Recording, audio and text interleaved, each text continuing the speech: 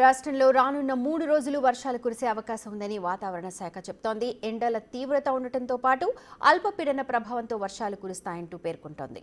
ఈ నేపథ్యంలో పలు జిల్లాలకు ఎల్లో అలర్ట్ కూడా జారీ చేశారు. ఈ నెలాఖరు వరకు విభిన్న వాతావరణ పరిస్థితులు కొనసాగే అవకాశం ఉంది అంటోన్న వాతావరణ శాఖ అధికారి శ్రీనివాస్తో మా ప్రతినిధి అంజుమా ఫేస్ టు ఫేస్ చూద్దాం.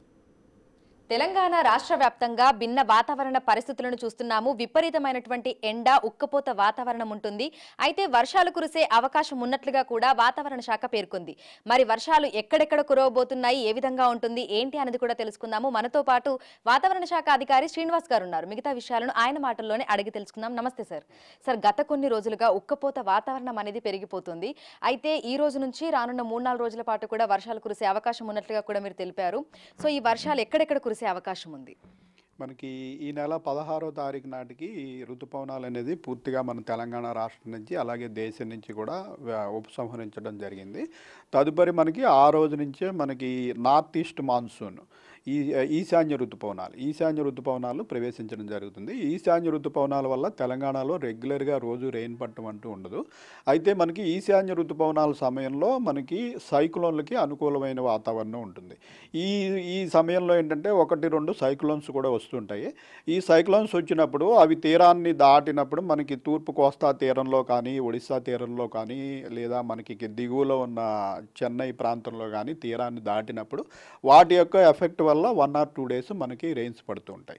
ప్రస్తుతం చూసినట్టయితే మనకి ఈ రోజు ఉదయానికి మనకి ఈ చెన్నై తీరానికి దగ్గరలో ఒక అల్పపీడన ప్రాంతం తీవ్ర అల్పపీడన ప్రాంతంగా మారింది ఈరోజు ఉదయం.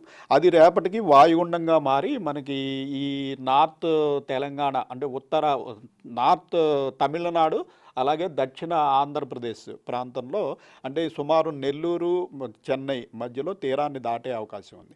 అది తీరాన్ని దాటిన తర్వాత దానివల్ల మళ్ళీ కొంత మాయిశ్చర్ అనేది మనకి ఈ రాయలసీమ ప్రాంతం మనకి ఎడ్జసెంట్గా ఉన్నటువంటి కోస్తా ఆంధ్ర తీర ప్రాంతం అలాగే రాయలసీమ ప్రాంతంలో బాగా తేమగాలులు ఇవి ప్రవేశించడం వల్ల మనకు కూడా ఎడ్జసెంట్గా ఉన్న జిల్లాల్లో ముఖ్యంగా మహబూబ్నగర్, ఉమ్మడి మహబూబ్నగర్ జిల్లా, నాగర్ కర్నూలు, ఇటు నల్గొండ, సూర్యాపేట, ఖమ్మము, భద్రాద్రి కొత్తగూడెం ఇంతవరకు మనకి ఈ నెల ఈ రోజు నుంచి 3వ రోజు 4వ రోజు మనకి కొద్దిగా భారీ వర్షాలు పడే సూచన ఉంది.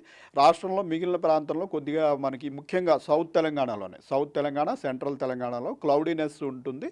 అలాగే కొద్దిపాటి జల్లులు పడే అవకాశం ఉంటుంది. నార్త్ తెలంగాణలో పెద్దగా దీనివల్ల ఎఫెక్ట్ ఉండదు. సో ఈ 3 రోజుల తర్వాత వాతావరణ పరిస్థితులు ఏ విధంగా ఉండే అవకాశం ఉంది? అంటే వర్షాలు తగ్గుముఖం పట్టి మళ్ళీ ఎండల తీవ్రత పెరిగే అవకాశం ఉంది అంటారా? ఎండల తీవ్రత పెరిగే అవకాశం ఉండదు. అయితే ఈ చలిగాలులు ప్రవేశించే సమయం ఇది. ఎందుకంటే మనం సూర్యుడి నుంచి దూరం కనుక జరిగే కాలం ఇది, శీతాకాలం. సో టెంపరేచర్లు మరీ అంటే గత సీజన్తో పోల్చుకున్నట్టయితే 1 or 2 degrees నార్మల్గా మనకి రెగ్యులర్గా ఎక్కువే ఉంటున్నాయి. అది పక్కన పెడితే మనకి గ్రాడ్యువల్గా టెంపరేచర్లు అనేవి ముఖ్యంగా నైట్ టెంపరేచర్లు అనేవి ప్రస్తుతం మనకి 19 నుంచి 22 degrees వరకు కూడా కొనసాగుతున్నాయి. ఈ టెంపరేచర్లు గ్రాడ్యువల్గా బిలో 20 degreesకి అలాగే ఇంచుమించు 14-15 degrees చేరుకోవాలంటేనే మనం బాగా చలి వాతావరణం అంటాము. అది జరగడానికి మనకి నవంబర్ నెలాఖరు వరకు అంటే నవంబర్ మొదటి వారం నుంచి ఈ టెంపరేచర్లు అనేటివి గ్రాడ్యువల్గా తగ్గే అవకాశం ఉంటుంది.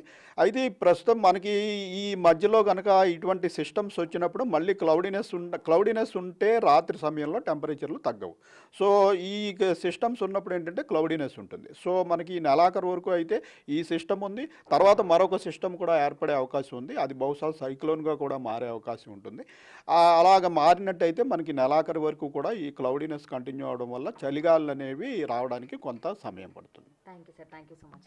సో ప్రస్తుతం చూసినట్లయితే కూడా ఇటు హైదరాబాద్తో పాటు తెలంగాణ రాష్ట్ర వ్యాప్తంగా కూడా మనకు గరిష్ట ఉష్ణోగ్రతలు అనేవి 30 నుంచి 34 degrees వరకు కూడా నమోదవుతున్నాయని వాతావరణ శాఖ అధికారులు చెప్తున్నారు. ఇక పశ్చిమ మధ్య బంగాళాఖాతంలో అంటే మనకి సినాప్టిక్ ఫీచర్స్ కారణంగా కూడా వర్షాలు కురిసే అవకాశం ఉన్నట్లుగా తెలుపుతున్నారు. ఈ నేపథ్యంలోనే పలు జిల్లాలకి ఎల్లో అలర్ట్స్ ని కూడా జారీ చేశారు. ఈదురుగాలులు గంటకు 30 నుంచి 40 kilometers వేగంతో వీస్తూ వర్షాలు కురిసే అవకాశం ఉన్నట్లుగా కూడా అధికారులు తెలపడం జరిగింది. వీడియో జర్నలిస్ట్ వినోద్తో అంజుమ.